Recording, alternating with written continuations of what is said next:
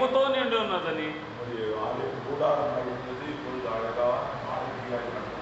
ముందు గుడారంలో ఉన్నది, ఇప్పుడైతే అందమైన భవనముగా కట్టబడి ఉన్నది.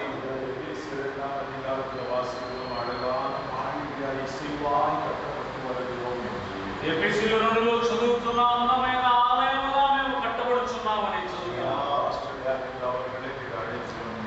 ఆయన ప్రేమైన దానియేలు గారిని మేము తీసుకువచ్చి